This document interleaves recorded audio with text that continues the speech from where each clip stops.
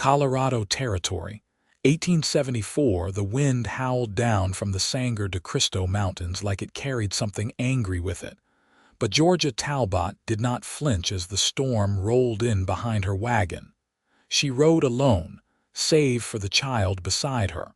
The boy was maybe 4. Quiet. Eyes too big for his face. He sat bundled in a thick wool blanket, holding a tin cup with both hands, sipping slowly like he had learned to make small things last. His name was Henry. She had found him 2 nights ago, tucked under the scorched remains of a freight wagon near Trinidad. No survivors. Just the boy, no family, no name. He had not spoken a word until she offered him a biscuit. Then he whispered, "Henry," and clutched her sleeve like she was already his. She had not planned to take him. But she had not planned much of anything since crossing into Colorado with nothing but her sewing kit, a Colt .36, and a mule named Jasper. She needed work, a roof, a way to start over. What she had not needed, according to the cowboys at the last stop, was a child who was not even hers. "You best leave that boy with the sheriff," the trail boss had said, spitting a stream of tobacco into the dirt. "Ain't your kin. Ain't your problem." She had stared him down until he shifted his boots. "Blood don't matter," she said. "He is mine now." That was 2 days ago. Now, with the storm chasing them and dusk falling fast, she spotted smoke curling from a cabin nestled against the slope. Relief surged through her chest. Maybe they could get warm. Maybe someone inside would not ask questions. She knocked. The door opened slow. A man stood in the doorway, tall and lean, rifle in hand but not raised. He had dark hair, sunburned cheeks, and a look like he had not spoken to anyone in days. "You lost?" he asked. Georgia leveled her voice. "No, sir, just cold. Got a child with me." His eyes shifted to Henry. The boy blinked up at him, silent, still holding that tin cup. The man stepped aside. "Come in." The cabin smelled of pine and smoke, simple but clean. A fire crackled in the hearth. Georgia guided Henry to the stool nearest the warmth and knelt to peel off his wet boots. Her fingers trembled more than they should have. The man set the rifle aside. "Name is Porter Ellison," he said. "Place belonged to my brother. He passed last spring." "I am Georgia Talbot," she said, brushing damp curls from her face. "This is Henry." Porter crouched beside the boy. "How old are you, Henry?" Henry stared. Silent, Georgia touched the boy's shoulder. "He does not talk much." "He has been through something," Porter nodded. "Well, he is welcome here." He rose, grabbed a kettle, and poured hot water into a pan. "You hungry?" Georgia hesitated. "We do not have money." "I did not ask for any." They ate beans and cornbread in the firelight. Henry leaned against Georgia's side the whole time, his small fingers tangled in the folds of her skirt. Porter watched them without judgment, only quiet curiosity. After supper, Georgia took the child to the cot near the back wall and wrapped him in a quilt. She turned to find Porter still standing by the hearth, arms folded, studying her. "That your boy?" he asked. She met his eyes. "No." He looked down, then back at her. "But you are keeping him." "Yes." "Why?" She set her hands on her hips. "Because no one else did." He nodded once, slow. "Then you are braver than most." Something in his voice softened as he said it. The next morning the mountains were white with snow. Georgia helped chop wood. She insisted. Porter gave her a look like he did not quite believe she could swing an axe, but he handed it over anyway. She split logs until her arms ached. Henry played in the snow, chasing Jasper around the trees. That night, Porter brought out a deck of cards and taught Henry how to play a simple game. The boy smiled for the first time. It hit Georgia hard in the chest. She looked at Porter. He was watching Henry too, a small grin tugging at the corner of his mouth. "You ever have children?" she asked. He shook his head. "No time. I was in the cavalry most of my 20s, then ranching. Always thought maybe someday, but But what? He shrugged. Never met someone who made it feel right. Georgia looked down at her hands. People said I was not made to be a mother. Why? Because I do not have one of my own blood, she said quietly. Because I choose. Porter leaned back in his chair, arms folded. I think that makes you more of one. She blinked at him, caught off guard. He did not look away. By the end of the week, the snow let up and the sun cracked through the clouds. Georgia and Henry stayed. Porter never asked when they were leaving. He just started setting 3 plates for supper and chopping extra firewood. One night, while Henry slept, Georgia stood on the porch watching the stars. Porter stepped out beside her, arms crossed against the cold. I never thanked you, she said. For what? For letting us stay. He looked at her. You did not need to thank me. I still will. They stood in silence a long while. Then he said, You are not what I expected when I opened that door. She smiled faintly. What did you expect? Someone looking to take something. She turned to him, her voice quiet. I have already lost too much to take anything that is not mine. Porter studied her face. His gaze softened. Then maybe you deserve something given. He reached out, gently brushing a curl behind her ear. Her breath caught. She did not move away. 2 weeks passed. The weather warmed. Henry laughed more. He followed Porter like a shadow. Georgia watched the two of them from the porch and felt something settle in her chest that she had not felt in years' peace. One afternoon, Porter lifted Henry onto his shoulders to help him reach the last apples before the frost. Georgia smiled from the doorway. He caught her eye and grinned. Later that evening, as she stirred stew over the fire, she felt his arms around her waist, tentative, asking permission. She leaned into him. I did not expect this, she whispered. Neither did I, he said into her hair. She turned in his arms. He looked at her like she was something worth keeping. She saw it in his eyes, the way he watched her, the way his voice softened when Henry called her name. She saw the man he was, and the life they could build. Georgia reached up and kissed him. And Porter kissed her back, with both hands on her face like he meant it. Henry stirred in his sleep nearby. Nothing had ever felt more right. The spring thaw came late in the wet mountains. Melt crept down the slopes in slow rivulets, feeding the creek that ran behind the cabin, and the earth softened underfoot, rich with the scent of damp pine and thawed loam. Georgia had begun planting modest rows of carrots, beans, and cabbage along the slope behind the smokehouse. She borrowed a spade from Porter and traded a mended shirt to the widow 2 ridges over for seeds. Henry followed her barefoot through the damp soil, patting the ground where she pointed, careful and deliberate. Looks like he's got your determination, Porter said one morning, leaning on the fence rail, a mug of coffee in one hand. Georgia brushed a streak of dirt from her cheek with the back of her glove. He's just stubborn when he's decided something's his to tend. Porter watched the boy press his palm into the soil, eyes narrowed in concentration. That's so, she straightened, brushing her skirt down. That's how I knew he'd stay. Porter didn't answer right away. His gaze lingered on Henry, then drifted back to her. The land's better with hands on it. Same for people. Georgia looked at him for a long moment, then turned back to her work. They'd settled into something quiet, unspoken but steady. Porter had given her space, never pressed past what she offered. He still rose before first light to tend his brother's old cattle, still split the wood without waiting to be asked. But now, she found his jacket draped over the porch rail when the morning came cold, or a tin of coffee left by the stove after she'd mentioned running low. It wasn't courtship in the way she'd known it before. It wasn't flowers or flattery. It was steadiness. Presence. She trusted it more than anything. One afternoon, Georgia rode into Wetmore with Henry tucked against her hip and a jar of preserves in her basket.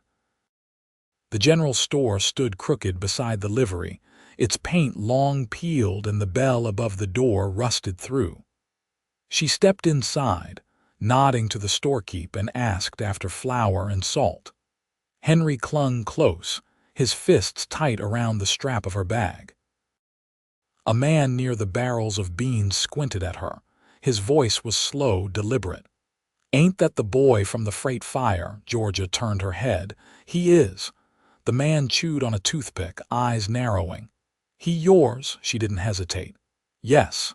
He leaned back against the counter. "Don't look it." "I wasn't aware I needed to," she said, lifting her chin. The room went still. The storekeep kept his hands on the counter, eyes flicking between them. The man spat into the sawdust near his boot. "Seems to me a woman taking in a stray like that's either got guilt chasing her or something to prove." Georgia stared at him, then bent to Henry's level. "Go pick out some licorice, just one piece." The boy hesitated, then padded toward the candy jars. She straightened. "If you've got something to say it plain." The man shrugged. "Just saying folks'll talk. Might be easier to hand the boy off to someone proper." "I am proper," she said evenly, "and I don't hand off what's mine." He opened his mouth again, but the door swung wide before he could speak. Porter stood in the threshold, dust and sunlight clinging to his shoulders. He took one look at the man, then at Georgia, and something in his jaw shifted. "You finished here?" he asked her. She nodded once. "Just about." Porter moved past the man like he wasn't there, dropped a few coins on the counter, and reached for Henry's hand. They walked out into the sun together. Back at the cabin, Georgia set the flour down and leaned against the table. Her breath came shallow, eyes on the wall. Porter didn't speak until Henry had wandered out to the creek with his licorice. "You shouldn't have to defend him." Georgia rubbed her thumb against the grain of the wood. "I wasn't defending him. I was defending his place beside me." Porter stepped closer. "Same thing, isn't it?" She didn't answer. He reached for her hand, calloused fingers brushing her knuckles. "You're not alone in this," he said. She looked up. "Are you sure? Because this doesn't come easy. It isn't a half-measured life." Porter's voice dropped. "I don't want half of anything with you." She held his gaze. "Then you'd better be ready to face the same talk I did today."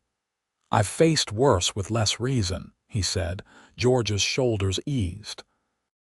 She looked down at his hand around hers, then stepped into him, resting her forehead against his chest.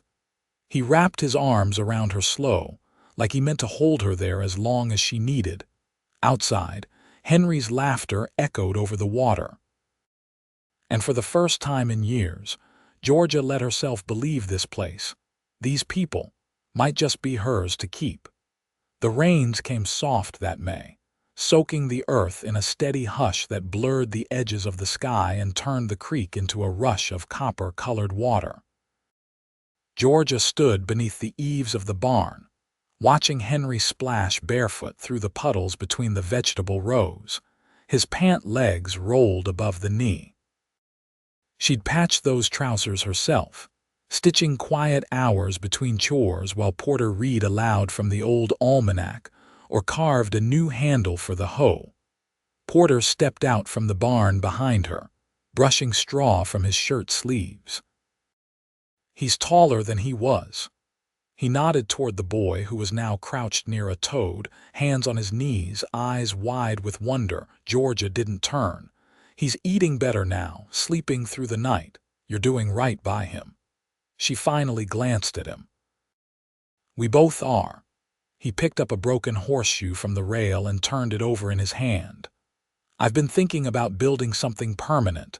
A second room, maybe. Give him a space of his own." Her brow lifted. "You sure?" Porter's voice was steady. "You planning on leaving?" "No." "Then I'm sure." She watched him toss the horseshoe into the bucket near the wall. "We'll need more hands if you're adding on. I've got a cousin in Cannon City. He owes me for a busted axle I fixed last fall. Might come up for a week." She folded her arms. "You trust him around Henry?" Porter met her eyes. "He's got 7 of his own, and a wife who'd skin him if he so much as raised his voice. Georgia nodded once. All right. The rain lightened by late afternoon. Porter fetched the mule and hitched it to the wagon, heading into town for nails and lumber. Georgia stayed back, not wanting Henry near the swollen creek crossings until the waters eased. While Porter was gone, she taught the boy how to grind cornmeal using 2 flat stones. His hands struggled at first, but he was patient, and when the meal sifted fine through her fingers, he grinned like he'd discovered gold. That evening, while Henry slept with one hand curled around the carved horse Porter had given him, Georgia sat by the hearth, mending a tear in her apron. Porter leaned against the doorframe, arms crossed, watching the firelight catch the worn curve of her cheek. "You ever think about marrying again?" His voice was quiet, not tentative, just honest. She didn't look up from her stitching. "I never wore a ring the first time.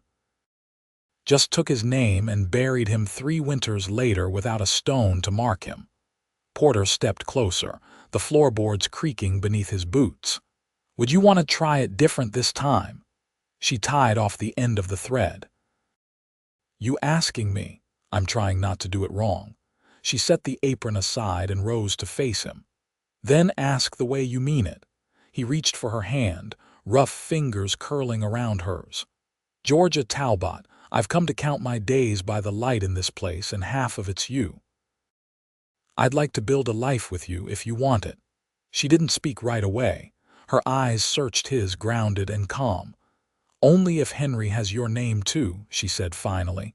"No lines drawn between us." Porter nodded. "He's ours. No difference." She leaned into him then, resting her head beneath his chin, and he wrapped both arms around her like he'd been waiting to hold her that way all his life. Outside, the wind ran quiet through the wet grass, and the stars blinked between thinning clouds. Georgia closed her eyes and let herself believe what she hadn't dared to. Before that, the life she'd carried in pieces from one place to another had finally found its shape.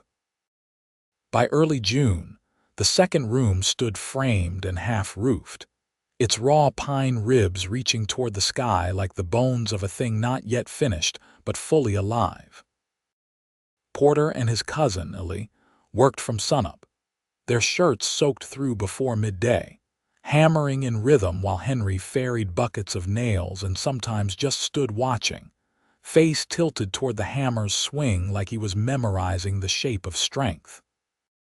Georgia kept a kettle of coffee on the stove and boiled bacon ends with dried apples for the noon meal, setting the table with 3 tin plates and a fourth when Ellie's son rode in with a bundle of shingles tied behind his saddle. The cabin buzzed with motion, voices, tools clinking, boots on the porch, laughter spilling from the open door when Henry dropped a pail and splashed everyone's shins. That evening, after Ellie and his boy bedded down in the lean-to with their blankets rolled near the wall, Porter leaned against the doorframe of the nearly finished room, arms folded, watching Georgia as she wiped her hands on a rag and eyed the new space. "You think he'll like it?" he asked. "He'll have a window that opens," she said. "A place for his drawings. That's more than I had coming up." Porter didn't move. "He still wakes sometimes. I can hear him." She folded the rag in her lap, sat on the edge of the porch. "He doesn't cry out anymore." "No," Porter said, voice low. "He just listens, like he's waiting for something bad to come through the dark." Georgia looked out over the slope, where trees stood still in the dusk. "You can't always keep it from coming, but you can be what meets it." He stepped down beside her, knees brushing. "You think we're enough for that?" She turned toward him. "I know we are." The next morning, Porter rode into Florence for hinges and oilskin. Georgia stayed behind with Henry, showing him how to shape a line of stones to edge the garden. She crouched beside him as he worked, his tongue caught between his teeth in concentration. He placed each stone carefully, tapping it into the soil with the flat of his palm. "Why do they need to be in a line?" he asked. "So you know where the roots are," she said. "It helps things stay where they belong." He nodded, eyes still on the ground. "What if you don't know where you belong?" She reached over and brushed dirt from his cheek. "Then you start where someone holds you without letting go." That afternoon, a rider came up the trail. Georgia saw him before the dogs barked. Older man, gray at the temples, one boot worn nearly through. He dismounted slow, favoring his right leg, and stood with his hat in his hands. "I'm looking for a child," he said. Georgia stepped off the porch, Henry behind her, his small hand curled into her skirt. "There's no child here without a home." The man's eyes settled on Henry. "That boy was my grandson's. I helped raise him. We buried his pa in Kansas and his ma tried for Colorado. Didn't make it." Georgia felt Henry press closer, his fingers clutching tight. The man's voice cracked. "We heard a wagon burned near Trinidad. I've been following word since." She looked down at Henry. "You know this man?" The boy stared at the stranger, then shook his head. "He was a baby last I saw him," the man said. "He wouldn't remember." Georgia straightened. "He remembers what matters." The man ran a hand over his weathered face. "I ain't here to take him, just wanted to see he was all right." She nodded once. "He is." They stood in silence for a moment, the air thick with sun and dust. Then the man stepped back toward his horse. "Thank you for not leaving him," he said. "I never could have," she replied. He mounted slow and turned his horse back toward the trail, not looking back. That night, Georgia told Porter about the visit. He set down the tin lantern he'd been repairing, his face unreadable. "You think he'll come back?" "No," she said. "He saw what he needed." Henry slept between them that night, curled like a question mark, his breathing soft and even. Porter reached across the boy's back and took Georgia's hand in the dark. "I want to give him my name," he said. Her thumbs swept across his knuckles. "You already have." "No, I mean proper. I want to sign it, file it, make it so no one can say otherwise." She turned her head on the pillow. "Then let's do it." Porter's fingers tightened around hers. "You sure?" "I've never been more," she said. In the morning, she'd write the letter to the county clerk. They'd ride together come week's end, Porter in his Sunday shirt and Georgia in the blue dress Mabel had sent from Pueblo. Henry would sit between them, his hair combed for once, a boy with a name that could never be taken from him again. And when they stepped out of that office, they'd be a family, not because anyone said so, but because they'd made it so, stone by stone, word by word, hand in hand. The day they rode into Canyon City to file the petition, the sun was high and sharp against the buttes, peeling silver from the edges of the rocks. Porter wore his boots freshly oiled, shirt crisp from the press of Georgia's iron, and Henry sat tall between them on the wagon bench, his posture stiff with importance. He clutched the oilskin folder Porter had sealed with twine, the one containing the necessary documents. Georgia had combed his hair twice that morning, tying it back with a bit of leather lacing she'd cut from an old bridle. The clerk's office sat wedged between the telegraph shack and an outfitter's shop. Its windows were dusty but intact, the flag above the door limp in the windless air. Inside, the walls were lined with shelves of ledgers, and the air smelled of ink and old pine. The clerk, a woman with iron-colored hair pinned tight at the nape, took one look at the three of them and nodded toward the bench by the window. "I'll need the affidavit read aloud," she said, unfolding the page, "and the boy present." Henry stepped forward without prompting. Georgia rested a hand on the back of his neck, steady but light. As the clerk read each line, Porter kept his eyes on Georgia. She didn't look away once. When it was done, the clerk tapped the page against the desk, pressed a seal into the wax, and slid it toward them. "You'll sign here." Porter took the pen, dipped it slow into the inkwell, and signed his name. Georgia followed. Then Henry, guided by George's hand, wrote his first name and drew a careful X beneath it. Outside, the air felt lighter. Porter lifted Henry onto his shoulders, the boy's arms wrapping around his forehead as they walked the main road back toward the wagon. Georgia followed a step behind, skirts brushing the dust, the folder tucked safe against her chest. That night back at the cabin, Porter pulled the new nameplate from his coat pocket and held it out to Henry. "It's for the door," he said. "Want to help me hang it?" The boy nodded, eyes wide, and together they nailed it just beneath the lintel. Henry Talbot Ellison, carved plain and even into the wood. Georgia stood watching from the threshold, one hand pressed to her chest. Inside, Ellie's family had already gone, their borrowed tools returned, the second room completed and swept. Georgia unfolded the quilt she'd stitched from worn shirts and cotton scraps, tucking it onto Henry's new cot with practiced care. When she stepped back, she found Porter leaning against the doorframe, his eyes on her. "You ever imagine it like this?" he asked. She shook her head. "I never let myself." He crossed the room, took her hand, and laced their fingers together. "Then let's imagine farther." The next day, Porter packed a crate with peach preserves and hard cheese while Georgia rolled their good blankets tight. It was a half-day's ride to the preacher's house, and they didn't want to travel in the dark. Henry rode behind Georgia, arms around her waist, clutching a sprig of wild sage he'd picked near the creek that morning. The preacher was an old friend of Porter's brother. His house sat at the edge of a thin grove, porch shaded by cottonwoods. He greeted them with warm hands and a smile, asking no questions. Inside, Georgia stood by the hearth, her dress simple and unadorned, her hair bound back with the same ribbon she'd worn the first time Porter kissed her. "You come of your own choosing?" the preacher asked. Porter nodded, his eyes never leaving hers. "I do." Georgia's voice was steady. "I do." Henry stood between them, holding the ring Porter had carved from a strip of elk bone, the edges smoothed by hours of shaping. When he handed it up, his fingers trembled, but his eyes didn't waver.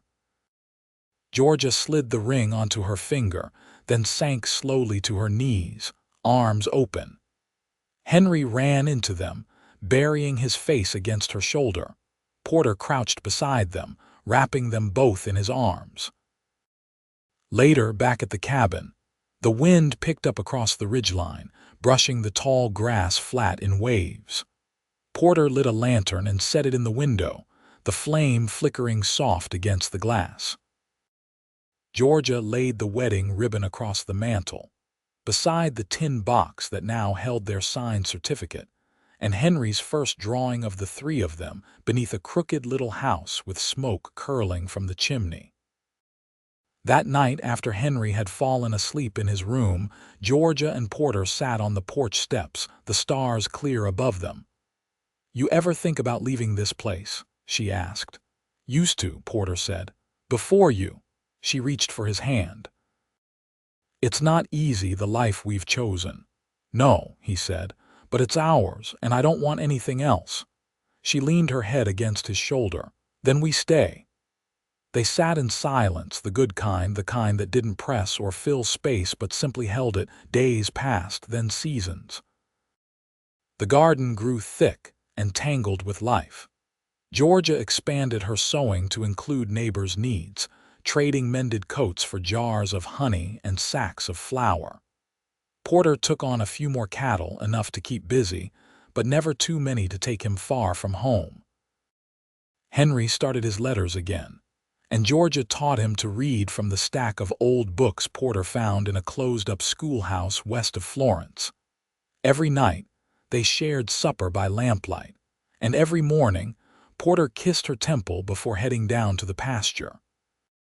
Years later, when folks passed the cabin on the ridge, they'd see the tidy rows of vegetables, the fresh paint on the shutters, the boy-grown tall splitting wood beside the porch, and the two chairs always kept side by side beneath the eaves. And they'd say, quietly, like naming something sacred, "That's the Ellison place, built by hands that chose each other," and they'd be right.